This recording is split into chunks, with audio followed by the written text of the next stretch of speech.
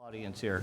Okay, everyone, make sure to put your phones on silent or stun, as we say. All right, we're going to, please join me in the Pledge of Allegiance. I pledge allegiance to the flag of the United States of America and to the republic for which it stands, one nation, under God, indivisible, with liberty and justice for all. Gordon, would you take roll call, please? Yes. Director Davidson? Here. Director Underhill? Here.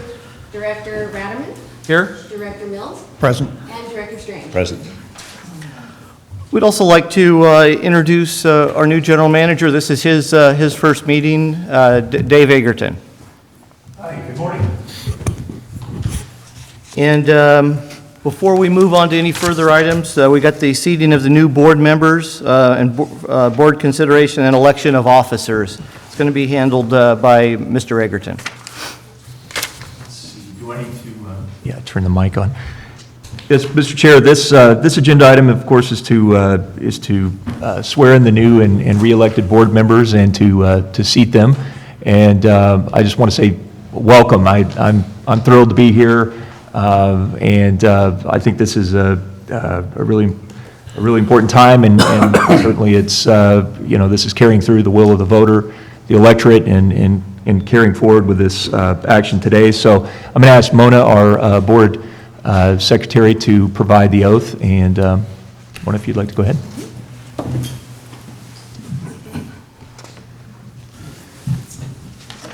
Can you just stand up? New and re-elected board members, please stand. Thank you. Can I just feel left out right now. It's on purpose. Only for sure. Away the camera. Will you please raise your right hand and repeat after me? I, please state your name, I, Terry Stratterman, do solemnly swear or affirm do solemnly swear or affirm that I will support and defend the Constitution of the United States that I will support and defend the Constitution of the United States and the Constitution of the State of California and the Constitution of the State of California against all enemies, foreign and domestic. against all enemies, foreign and domestic, That I will bear true faith and allegiance that I will bear true faith and allegiance to the Constitution of the United States to the Constitution of the United States and the Constitution of the State of California.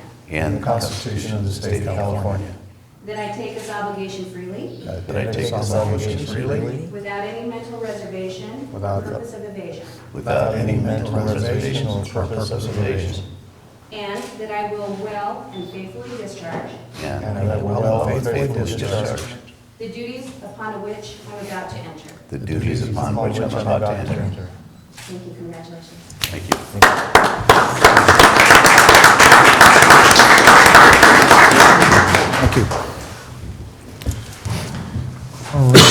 At this point, Mr. Former President, I will take the lead in asking that the board make a decision on who will be the next president of the board. After that, we will ask the board to make a decision on the vice president.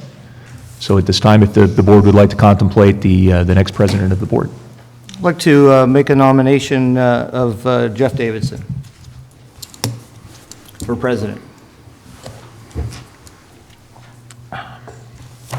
And we'd like, if there's any discussion or looking for a second.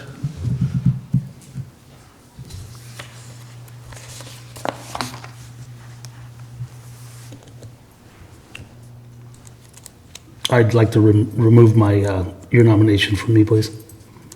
Okay, the nomination has been removed. Any other nominations? I'd like to nominate Bertha Underhill.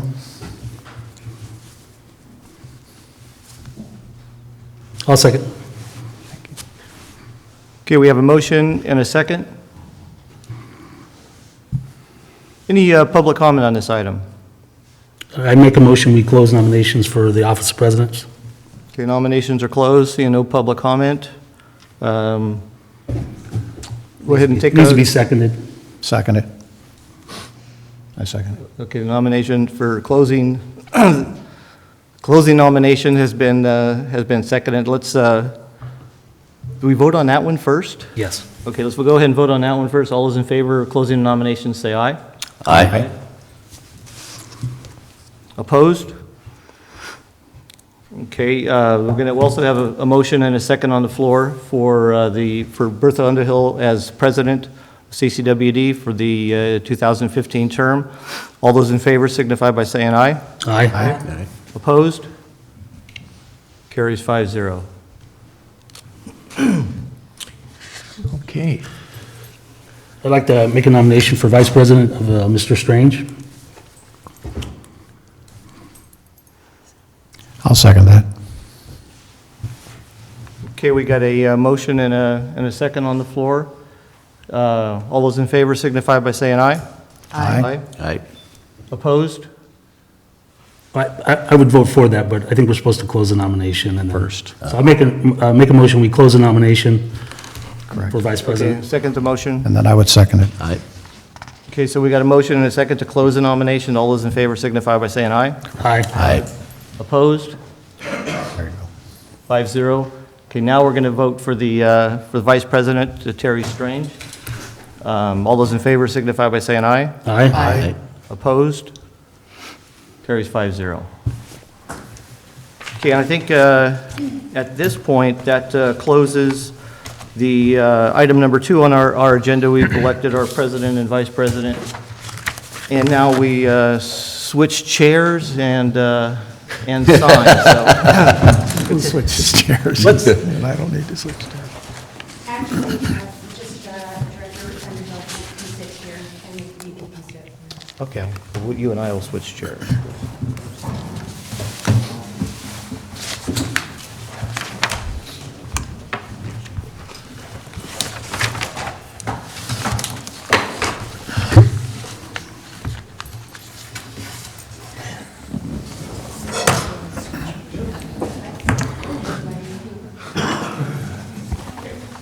Down there. Abba.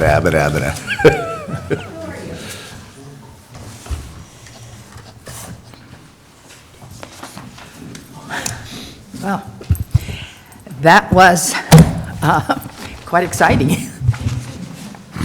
Welcome to my first meeting of Calaveras County Water District on December 17th. I know probably 99% of the people in this room, but again, I'm Bertha Underhill, and I come to you as CCWD Director out of District 3, Ebbets Pass, and I am just thrilled. And Terry, look forward to working with you as Vice President. The 3 people to my left, or including myself, are all newly elected, as you know, and we're just absolutely thrilled to be here. I've been here one time before for just a little while in the old building. I served for 2 terms from 2001 to 2009. Took a little bit of a break and decided that I missed you all so much that I needed to come back. And so I'm very, very thrilled, as I say. Scott is leaving me with public comment. Thank you. Item number 3, public comment. And open Madam this President, up. just to cue this up, and this doesn't, I don't believe action has to be taken now, but to give you the option at this point, if you want to make appointments to committees, standing and ad hoc committees, that's your prerogative. Otherwise, we can certainly wait until the next meeting. We will have an agenda item. We plan to have an agenda item for that meeting as well. Maybe that will give us time if board members would like to approach you or one of staff to express their interest in a committee, we could go through that as well. I was thinking of that when I Okay. was reading the agenda, that it would be best to hold it off until the next meeting so that I can see who is interested and appoint, and they'll. Okay, and I would just suggest, just to make sure we don't do anything that looks like it's out of sorts with the Brown Act, that if any board member does have an interest in a particular committee, if you would please just let Mona know, and then we'll compile that and have that ready for you, for the president. That'd be fine. Thank you. Thank you so much. All right, opening up public comment. At this time, members of the public may address the board on any non-agendized item. The public is encouraged to work through staff to place items on the agenda for board consideration. No action can be taken on matters that are not listed on the agenda. Comments are limited to 5 minutes per person. Do I have any public comment?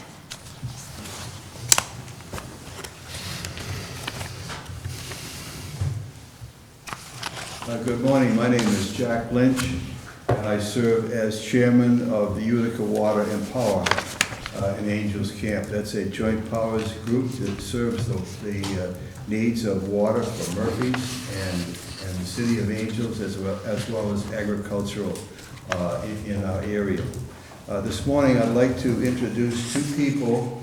First of all, I'd like to introduce the retiring general manager, Vern Pyle. He's been our general manager at Utica Water and Power for 15 years. Many of you know him, but I would like to introduce him. And then secondly, I will introduce the new general manager, a man by the name of Alan Vallow.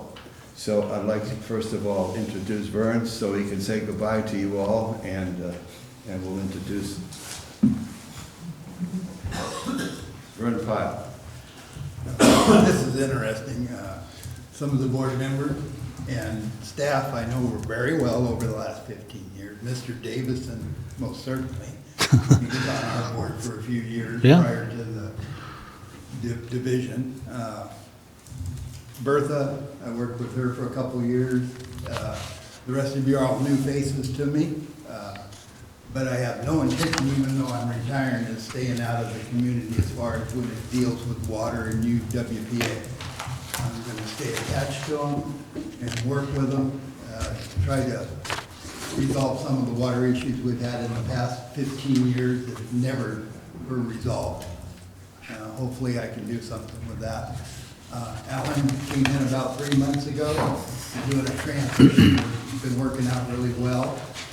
I'll be out of there January 1st, but I wanted to thank all of you for 15 years. It's been very entertaining. I couldn't agree more, Vern. Thank you, Vern. Thank you for all your hard work, Vern. Thank you, Vern. Now I'd like to introduce Alan Vallow. Say a few words. Thank you very much, Jack. And as Mr. Egerton and I were just discussing before the meeting, it appears that we're all in some fashion recycled. Our faces are always familiar, it's just different organizations. I've had an opportunity to speak with many of you in the 3 months that I've been here, and I absolutely look forward to everything we have to do. We have limited resources, and we make them all work for the county, and you have my word on that. Thank you very much. Welcome to you. And thank you very much for coming. More public? I saw someone in the, oh, okay.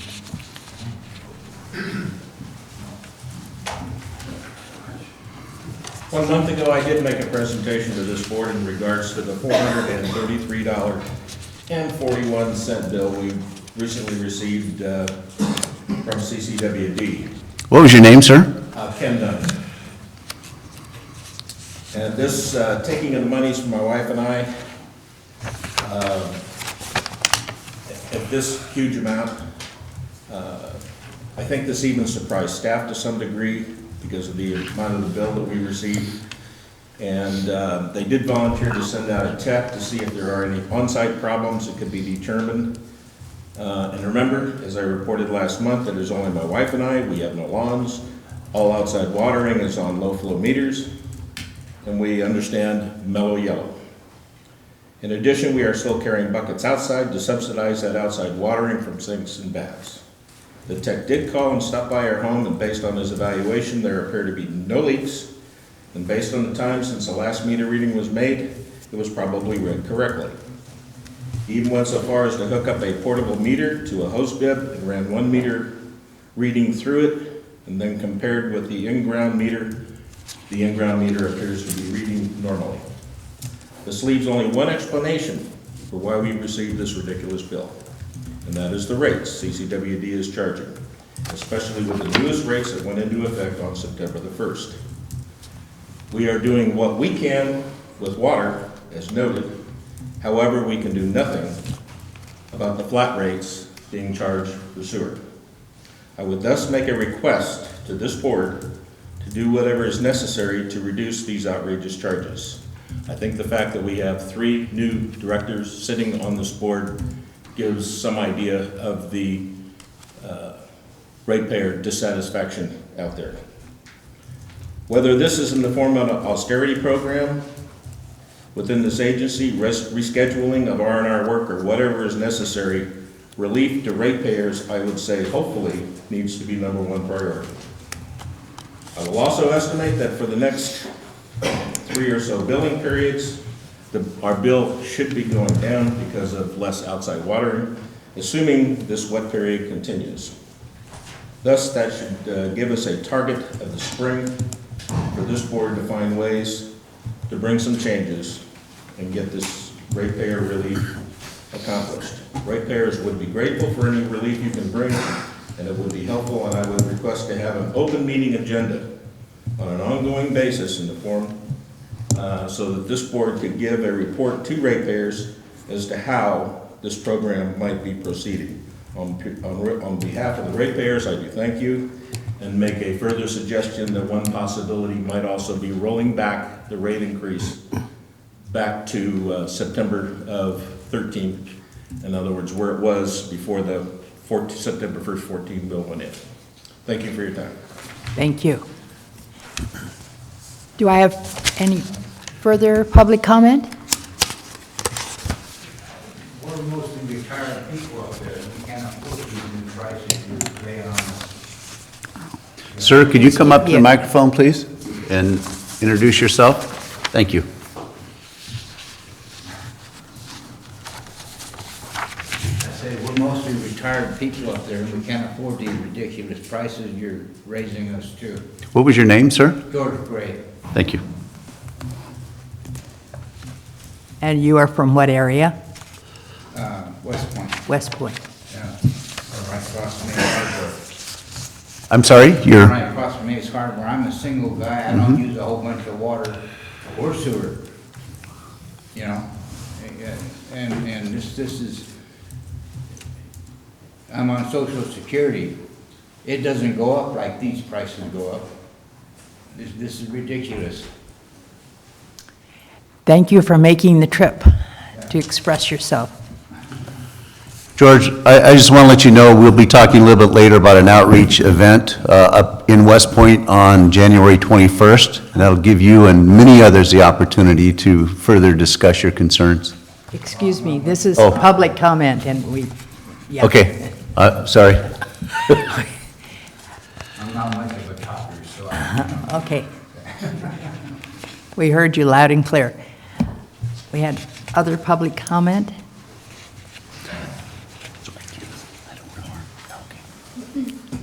Good morning, I'm George Fry. I know probably most of the people in this room. I would just like to encourage the fact that we have a new majority on the board. I'd like to encourage board members to, when there's an item on the Board of Supervisors agenda that addresses water issues, I would like to encourage somebody from the water district to attend those board meetings and have more interaction between the Board of Supervisors and the Calaveras County Water District. So I think it just behooves that we all need to work together.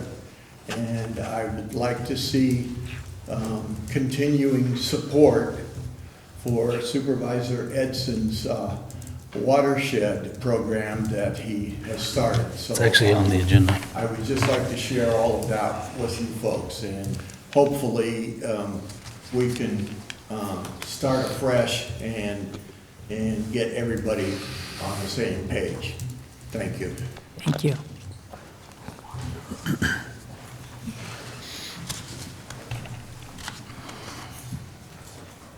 Good morning, Cliff Edson, Calaveras County Supervisor for District 1, and I just want to welcome the new board. Thank you. Looking forward to a good relationship between the county and CCWD. And I appreciate, the efforts that it takes to even go through the election process. So I just wanted to reiterate some of the stuff that George said about working together. Looking forward to that. Yesterday, I started about 4 or 5 months ago trying to get the biosolids back in the county to give you guys a break on cost, and also the impossible 90% rate for dryness was pretty much impossible to meet. Not to mention the cost of delivering it and putting it into our landfill. So it's started. We brought it down to 80%. You didn't hear about it, which will make it feasible for you. And there's going to be a cost study analysis that's between now and the dry season when you can actually haul it. And we will get true costs, and that's according to Prop 26, actually. So I guess I tossed the first little cast here, so let's work together, all right? Thank you. Good. Thank you, Cliff. Further public comment? Seeing none, we will go on to item number 4, which is your consent agenda. The following items are expected to be routine, non-controversial. Items will be acted upon by the board at one time without discussion. Any board member may request that any item be removed for later discussion. The consent agenda. Item 4A, accepting the canvass and statement of results of the November 4th, 2014 general election. 4B, ratifying the claim summary, number 513, secretarial fund in the amount of $1,408,324.11 for November 2014. 4C, authorization to write off uncollectible accounts receivable. And 4D, approving authorized signers on the following banking and investment accounts: Umpqua Bank, Wells Fargo custodial account, and local agency investment fund. I'll move for acceptance. Madam Chairman, I'd like to pull 4B and 4C. 4B and 4C. Move for acceptance of 4A and 4D. Second. All those in favor of, Ask the public if they want, excuse me. if they want to pull anything. Any items to be pulled by the public? We are pulling 4B and 4C. Seeing none, we will ask for acceptance of 4A and 4D. Do I have a motion? Yes, So- and you have a motion and a second. Okay. All those in favor? Aye. Aye. Aye. Aye. Excuse me, myself, 5-0. Okay. Item 4B. 4B to me has a number of issues in it, and I'd just like to go back and let you know that I've reviewed all of the accounts payables going back for the last 12 months. And I looked at several items because they speak to what it is we're doing on a daily basis within the district as far as how we operate. Specifically, we purchased 133 tires last year, $33,000 worth. And in the last 30 days, we purchased 50 tires. And interestingly enough, the day before Thanksgiving, we had a bulk purchase happen. And I'm glad to see it was through the tire rack, because that means that we are at least being somewhat cognizant of costs. But I think that there needs to be some type of a policy put in place for what is the criteria for changing out tires. What is the employee doing while this is occurring? Are we retaining any tires with 20% tread or more within the district for later use on other vehicles, or even on trailers? I know in my business, we oftentimes don't look at the doorpost to determine whether or not the pressure inflation rates are correct for the vehicles. And if you notice on 3/4 ton pickups, your rear tire inflations are 70 pounds, sometimes 80 pounds versus 55 for the fronts. And if you're not inflating correctly, you're going to start losing tires. So I think that we've got 4 particular vehicles where we've purchased multiple tires in the last 12 months. Those kind of things speak to, are we being reactionary here? Is there any forethought to balancing this out? For the size of our fleet, 133 tires is a little beyond the pale to me, to understand why we put that many tires on a vehicle, our vehicles. Secondly, it has to do with tools. When you start looking at the tool inventory, we purchased roughly $43,000 worth of tools last year.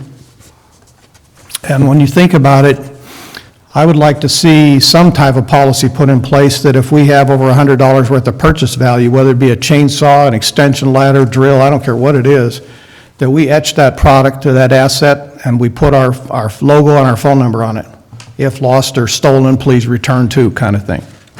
And those assets should be able to be audited. You know, we should be able to go back and say, okay, we purchased this for Jenny Lind, we purchased it for Forest Meadows, is it still there? Now, I understand tools break. That's just part of what we do. But this is just a little bit too high for me to understand considering the type of business we're in.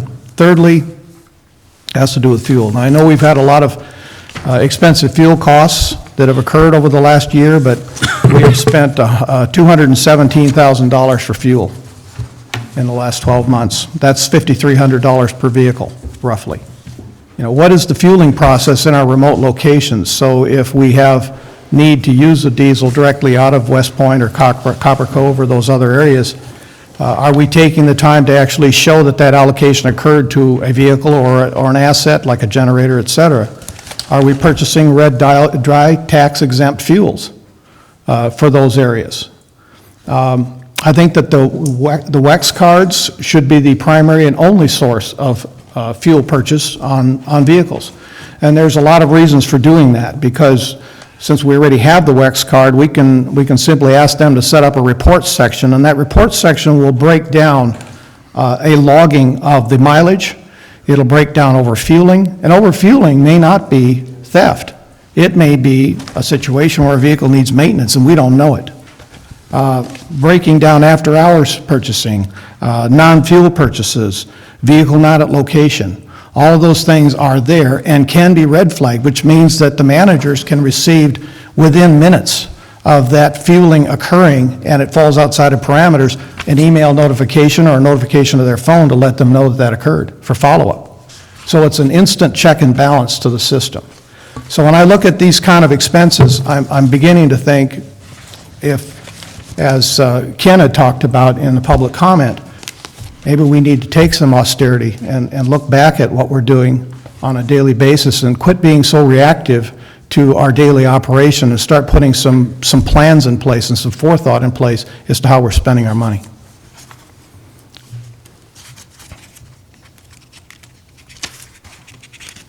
Anyone else on 4B? I'll move for acceptance of that item. Second? I second it. All those in favor? Aye. Aye. 4C? 4C. On 4C, Jeff has quite a list here of write-offs on uncollectible accounts. And most of that list encompasses $200 or less in terms of write-offs. But there's literally a page and a half of write-offs. And my question to Jeff would be, you back there, Jeff? My question to you, sir, would be, what is the process that leads to a write-off? And is there anything that we can do to adjust our processes to minimize those uncollectibles? Good morning, Madam President, members of the board. Is this on? No, it's on. We can hear you. Director Mills, your questions really go to the heart of our attempt to manage our collection of water and sewer bills. We do have a number of bills that are uncollectible, as you noticed here. Our board policy is such that Any uncollectible item above $2,500 has to come to your board, which we noted here. We also want to, part of the policy is every 6 months, we bring to you the list of accumulated uncollectible accounts for that 6-month period, and that's a long list that you were referring to. Our staff goes through a number of processes to try to make collections. However, at some point, if we have, say, a bank foreclosure and the bank takes over the property, it's at the time of the sale of that property that the new bill comes forward. We cannot put old bills onto a new customer. So we go back and we try to collect those bills. A lot of times there are people who walk away from bills in homes and don't really care. At that point, after we do send bills, specifically say water and sewer, we do have to write them off as soon as we go to the collection agency. We cannot keep them on our books. That's why you see this write-off process. And then we send them to collection agencies. We've tried several different collection agencies over the years. We really have experienced maybe between 5 and 10, at most 15% collection returns, because some people, especially in the downturn of the economy, just walk away and don't care. There are some bills that we do have, such as sewer bills, that we do have the opportunity to place on property tax rolls. And we do go to that process because we can't disconnect an individual sewer account, sewer from the system. So our only means there is to, we do have the opportunity to go on property taxes. We do not do that for say, water bills, because we can shut off an individual's water bill, water connection. If you look over time at our uncollectibles, they have gone down since the peak of the recession, and they're getting lower and lower. And I can have one-on-one conversation with you if you'd like, or we can bring this to the Finance Committee to show you historically how we've done. But over time, the recession has ebbed here, and we do have less uncollectible accounts. One of the other issues that comes up is if somebody does get evicted from their house, the banks don't take over the water and sewer bill, and it remains in the people who got evicted's name. It's really a flaw in the system, and for a while I tried to work with at times Senator Cox to get that changed, because I believe if you're going to foreclose on somebody and throw them out of the house, then you need to take responsibility for the utility bills, and it's been a real pain, and you guys will all get people that will call you and say, why are you trying to collect on me when I haven't been in that house for 6 months? But the banks won't change title. They just foreclose. It's a real pain. So any help that you guys, or any ideas you guys have as to how we can solve that, because I feel it's really it's immoral for us to be going after these collections when the people have been evicted from the home. But they're still on the title of the house, because the banks won't make that change, because they don't want their responsibility. And that's the thing I ran up against at the state legislature was the lobby isn't going to let it happen either. So it's just one of those things that causes this kind of stuff. I was just looking at the triggers more than anything, is that how can we get in front of the trigger that leads to this? And that is a Finance Committee issue, you're correct. So We do have an opportunity for individuals who are going for foreclosure to ask for forgiveness, but they have to do it up front. We have that as a policy. Right, and that's something we changed. Under Director Davidson approved, and I think it even came back, Madam President, under when you were on the board. We allowed them some relief. Unfortunately, sometimes they don't reach out to us, because we have to have the bill paid in full, and then we'll give them some grace time.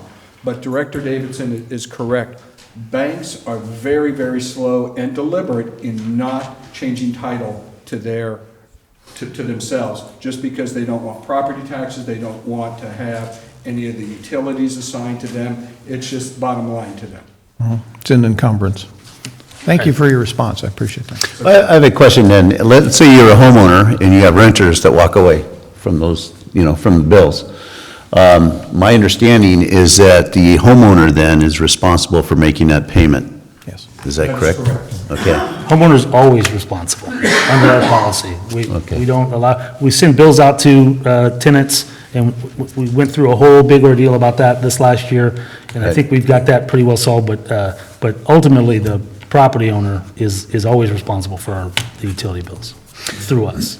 Is there any tracking of the, I guess a lot of times they use the term deadbeat, but is there any tracking of those renters, for instance, that walk away, or are they just in a perpetual, do this from address to address to address? I think that's something that if we're not tracking that somehow, if we can, and identify folks that sign up and say, well, I don't know, educate me. But again, our policy, and it's something certainly, we can look at, but our policy is, even if we send a courtesy bill to the renter, it's only at the permission of the landlord. So the landlord is always responsible for that. And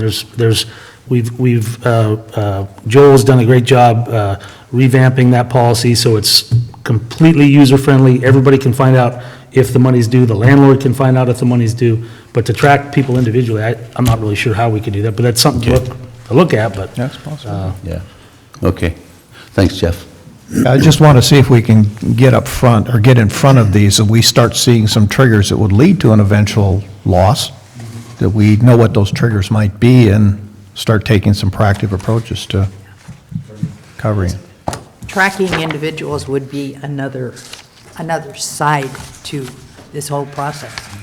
Okay, any other further discussion? Motion to approve 4C. Second. Excuse me, public comment?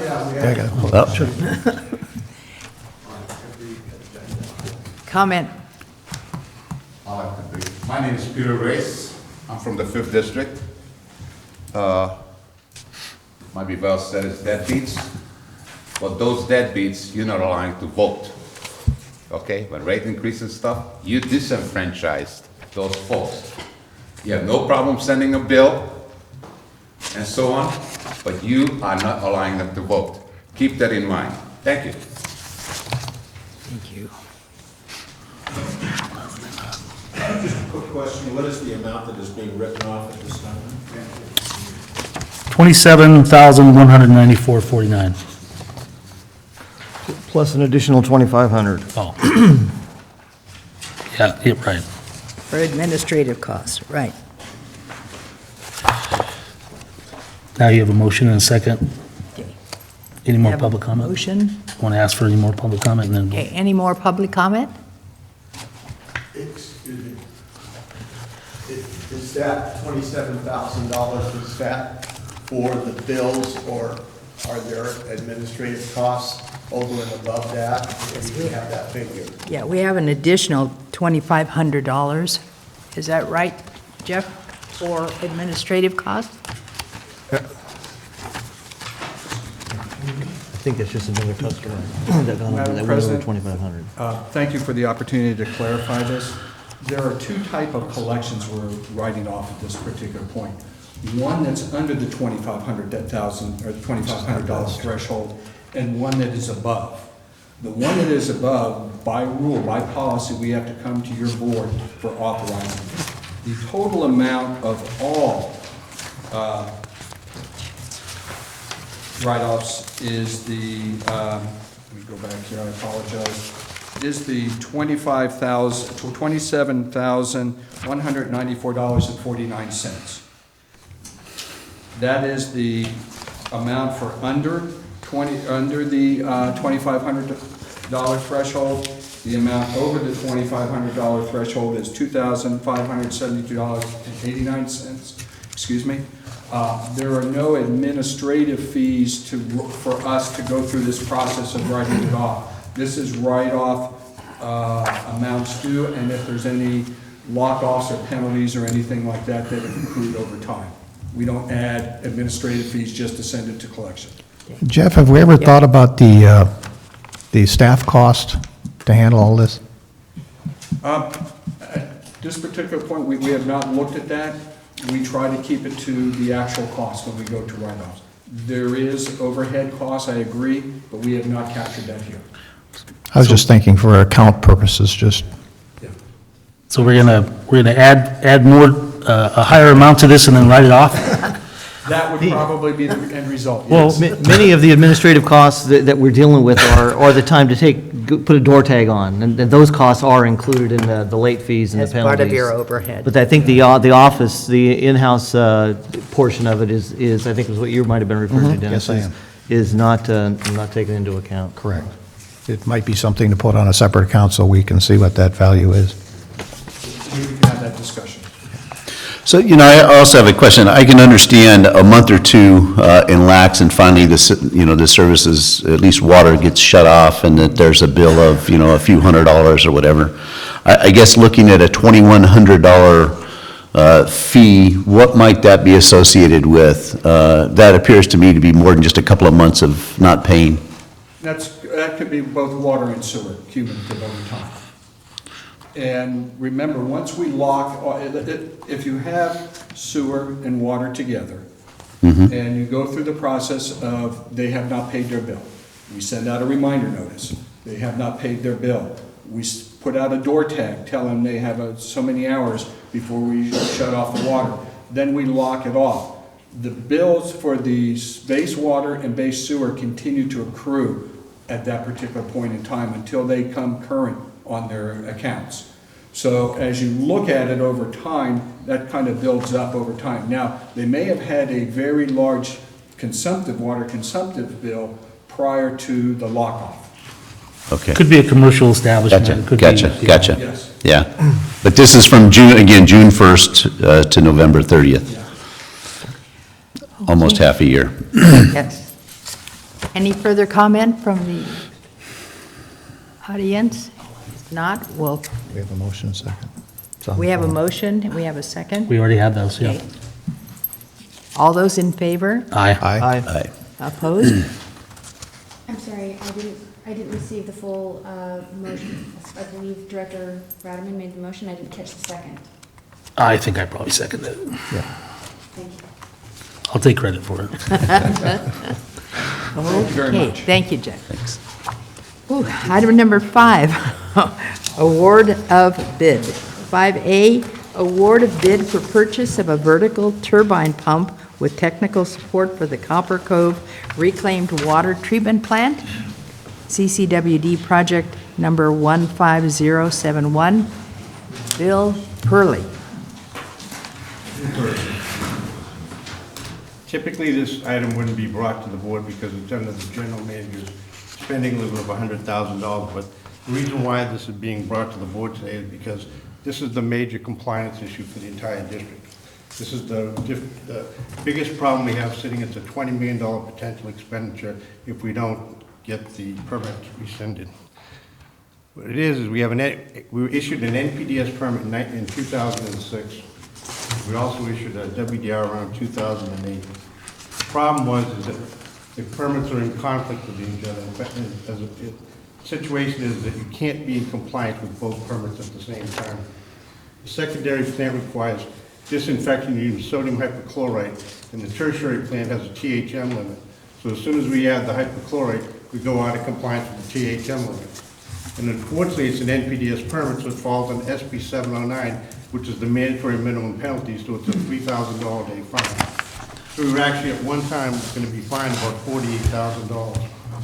We had met with the regional board, and we pointed out to the regional board that it is a discrepancy in the two permits that nobody caught it. What they did was they came in on a Saturday and they looked at the situation, because they tipped me off we're in a lot of trouble at Copper, and it turns out that, yeah, it is physically impossible. We did 2 months of testing to actually verify the fact that it's impossible to run meet both permits at the same time.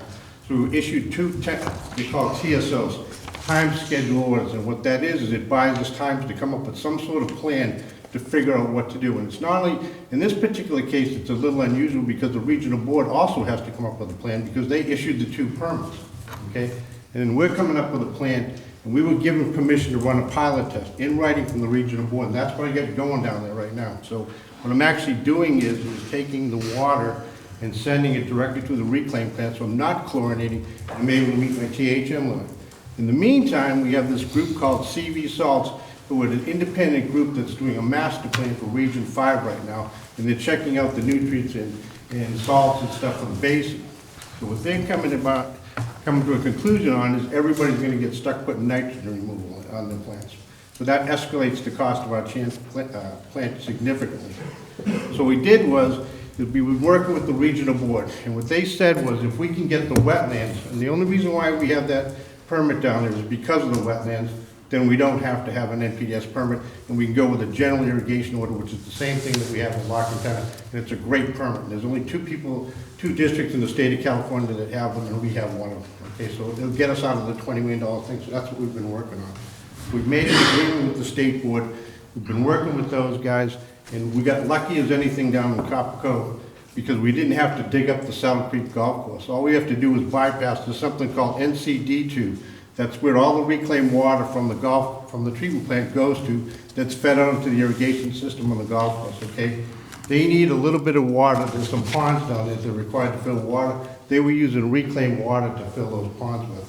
If we can bypass NCD2, and this is what I'm proposing to do here, we found out that there was a line actually sitting in the ground about probably 60, 80 feet from the existing line, so we didn't have to dig up the ninth hole or the green or the golf course, which would have been a big problem.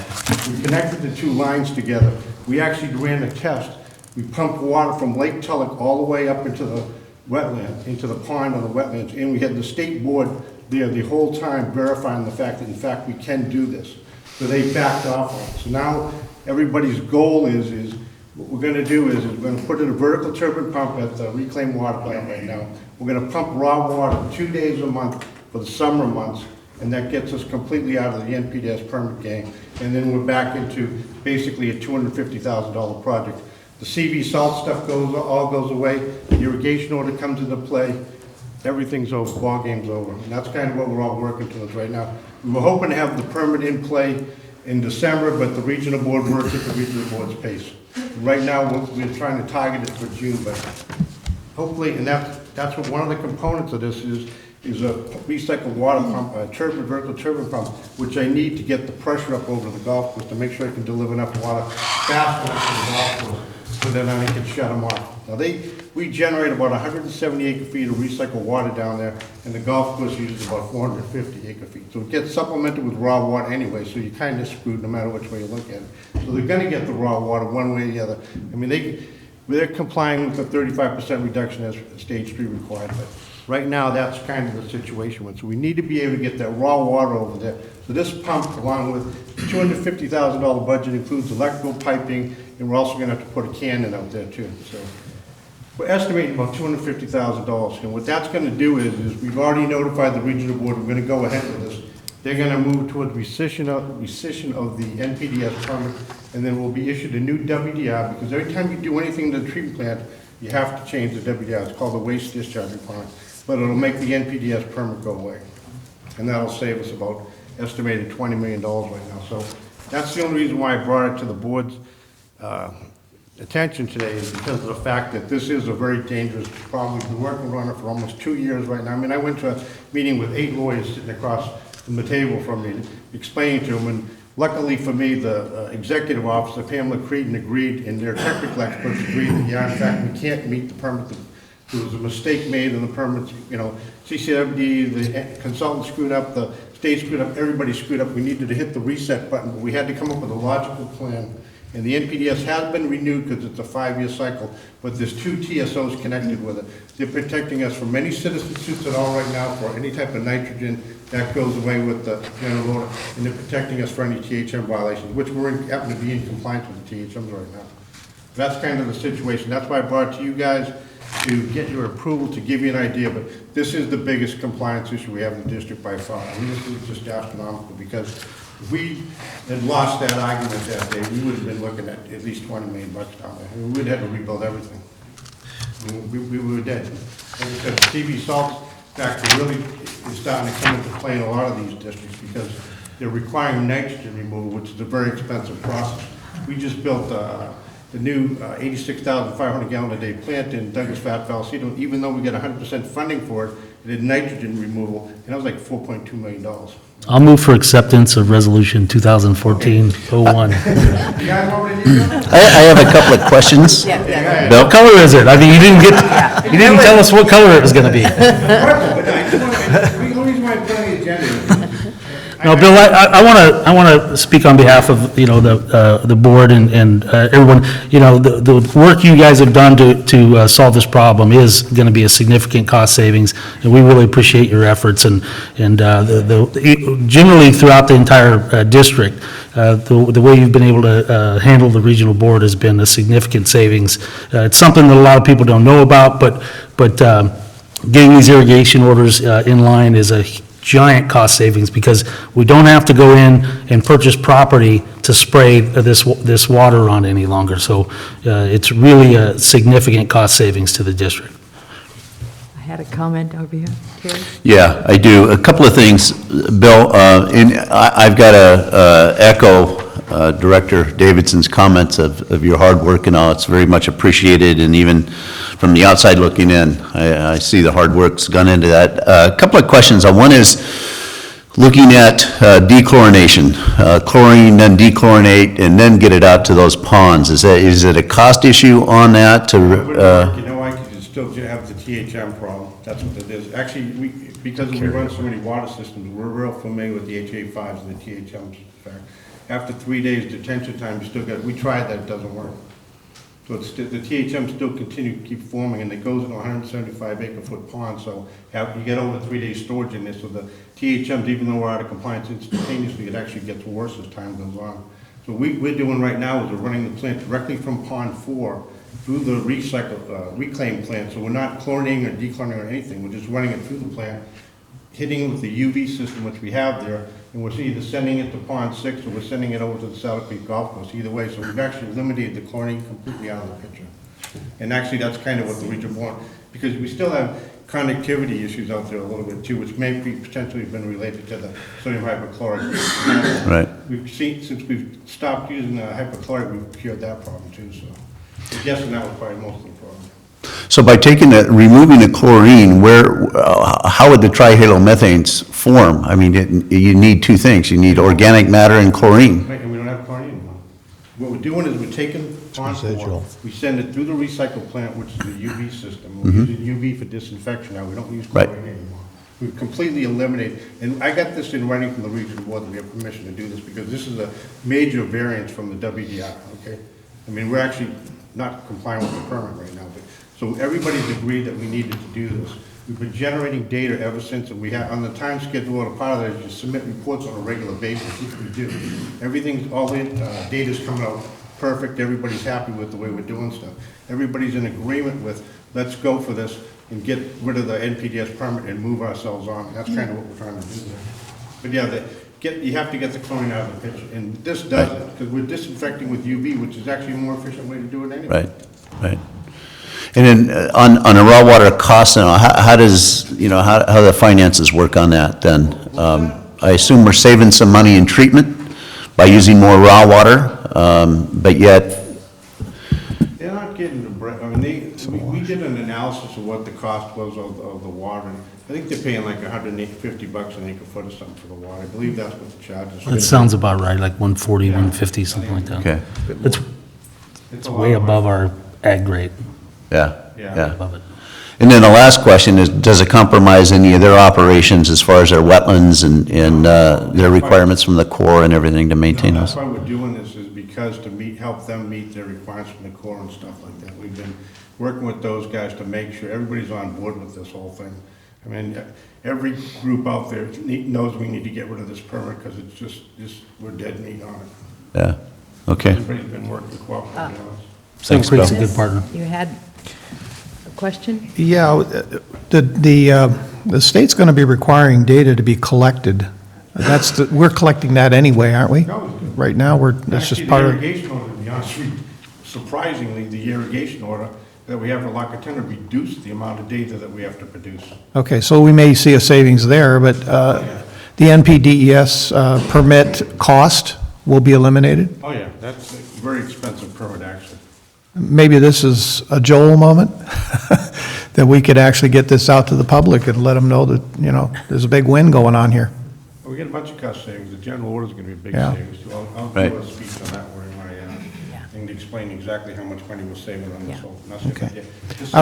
Are we going to install this ourselves, or are we going to We're go? gonna do most of it ourselves. We might need a little bit of a contractor to help us, but we'll do Okay. as much as we can. We actually designed, I actually wrote the specifications of the UV system. Charles did the civil work on it, and then our guys in the, we used a small contractor in the area installed it. So we've actually tried to build as much stuff as we can ourselves. Or we do a combination of stuff like that. That's actually Excellent. what happened. Now, this one here, we'll probably do as much work as possible, piping and stuff like that. We'll probably do electrical ourselves too. Excellent. Okay. We do as much as, we have 5 very good electricians, so. Do you have any more comments from the board? You mentioned quickly about 2 months of not having to do something. Can you elaborate on that? I mean, it was so quick, I didn't catch it. I collected about 2 months of data to prove to them that their requirement as to put the chlorine on 4-ethanol was actually causing the problem. Sure. So I showed up at the regional board with 2 months of data. Oh, by the way, here's pre and here's post chlorine. So we had the THMs before and after, and it's pretty obvious what the heck was going on there, so. Yeah. And they have some PhDs down that I work with all the time, so we, and from a technical point of view, there was really nothing to discuss. It was more a question of how is everybody going to be diplomatic? They're going to diplomatically get out of the situation there, and we're going to comply with whatever we need to comply with this, because they're going to have to rescind one of these permits. Okay. Great, thanks. Oh, thank you. I'll second 5A. Pardon? I'll second 5A. Okay. No, I'm going to ask for comments from the floor. You shouldn't make a motion in a second until you come to public comment. Correct. That's the point of order. Oh, okay. I don't think that's necessarily No, true. no. I think you need a motion typically Yes. to begin the discussion, otherwise you have nothing to discuss. So. We're doing this in the right order, George. It is a motion second, and then you take public comment. And you can do it other ways, but this is not out of order. And that's what, yeah, okay. We have a motion and a second, and then now I ask for public comment. Public comment, George. You got the spotlight. It's not about having the spotlight.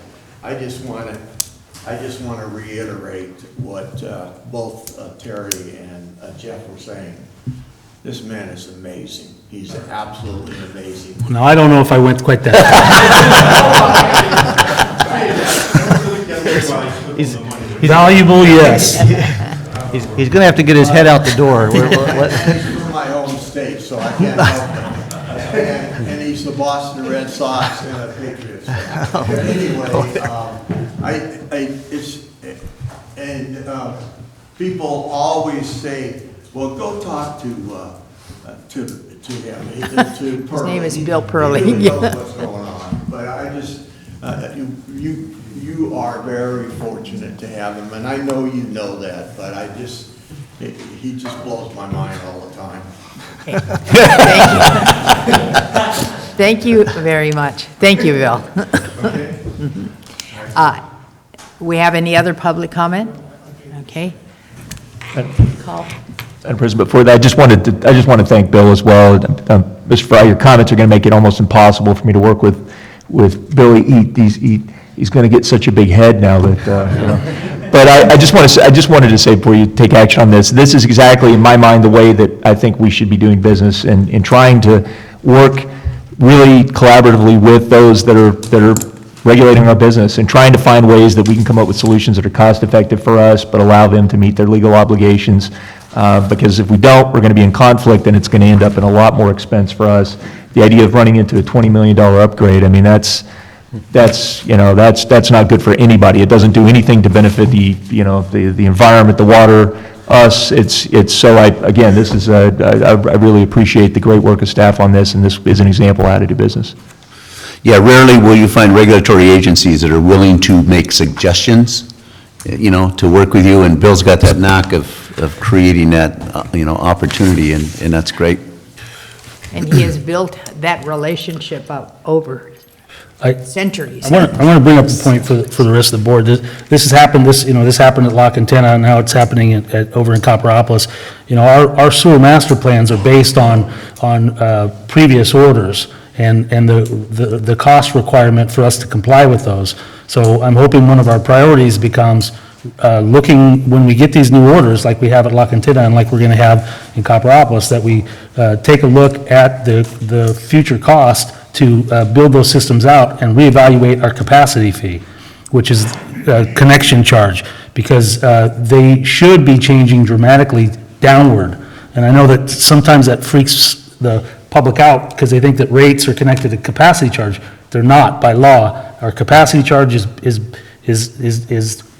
units of capacity divided by the cost of the treatment plant. Yeah. When we don't have to go out and purchase property, millions of dollars worth of property, that should bring those capacity fees down, which should make it easier for people to connect to us, which will give us more customers, which ultimately is what we need. We need more revenue sources, not more from each person. We need more Revenue people sources. so we can take less.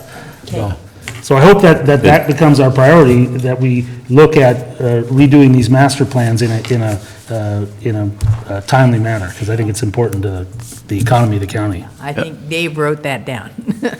Yeah. Okay. That- Okay, I call for the vote. Okay, all those in favor? Aye. Aye. Opposed? 5-0. Okay. Whew. Old business.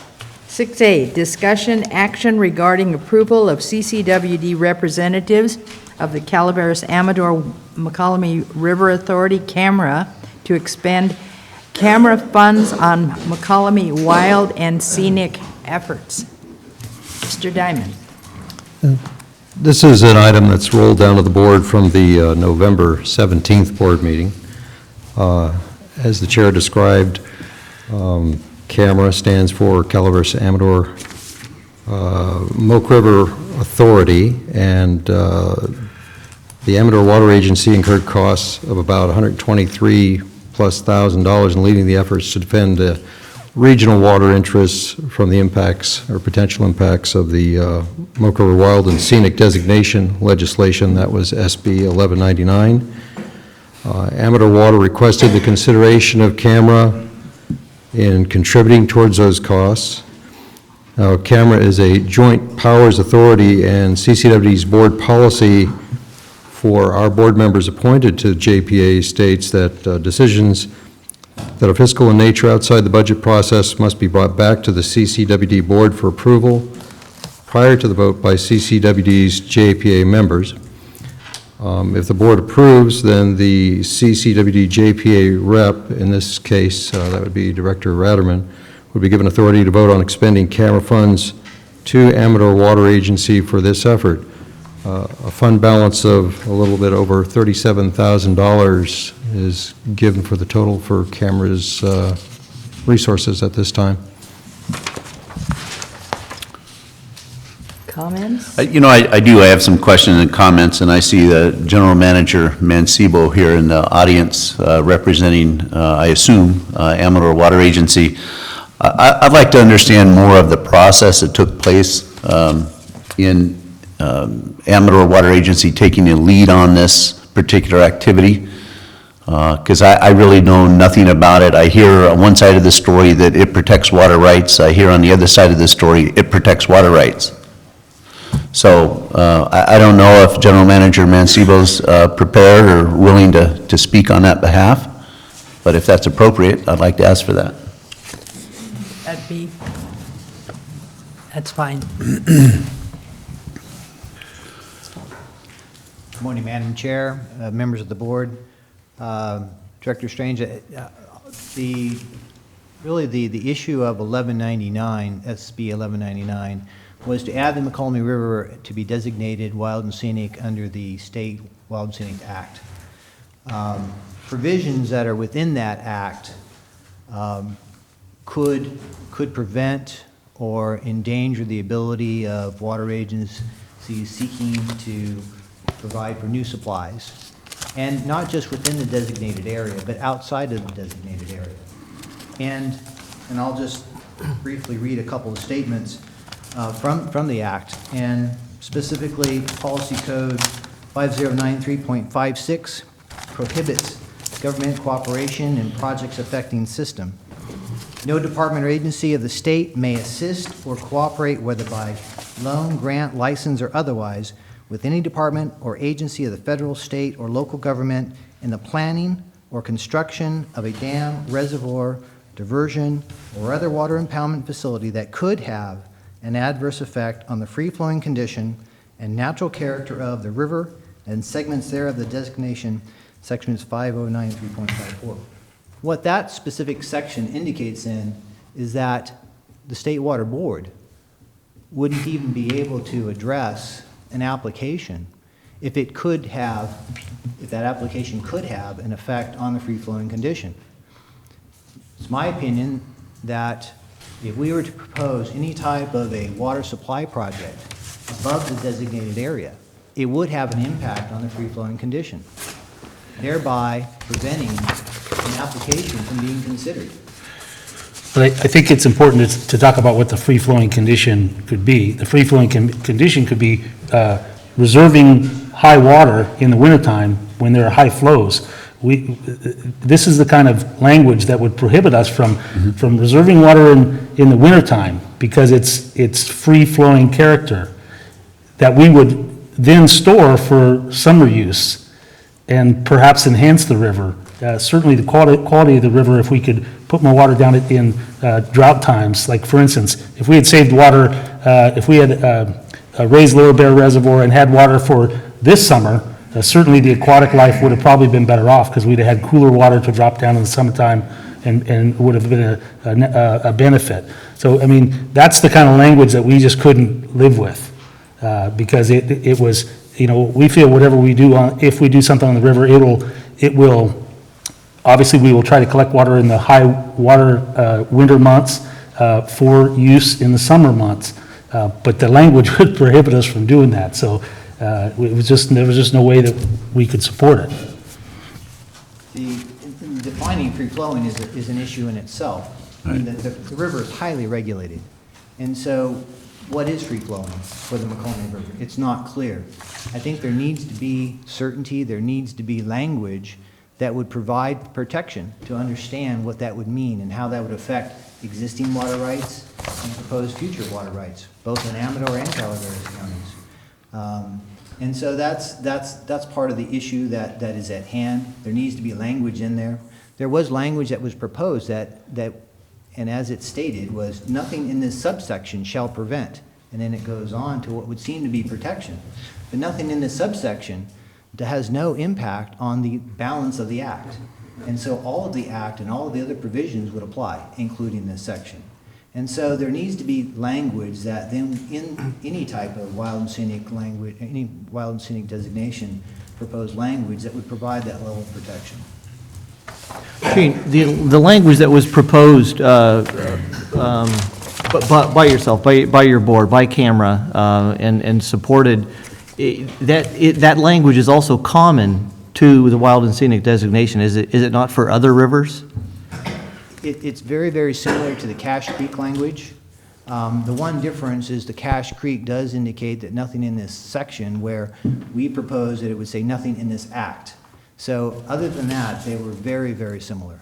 And the Act just, nothing in this Act makes it clear that nothing with the Act would prevent that from going forward. Now, that being said, we also added language that, you know, that wouldn't have a substantial adverse effect on the environment. So it's something that would allow for projects to go forward, at least with the language that we provided. That was not accepted by the senator, and so therefore it remained to be an issue. So at this point, it is off of the docket. We are not, is someone reworking the wording on SB? SB 1199 died in committee. Right. So it didn't move forward. You know, we're up against a new legislative session. Right. Certainly we want to be proactive.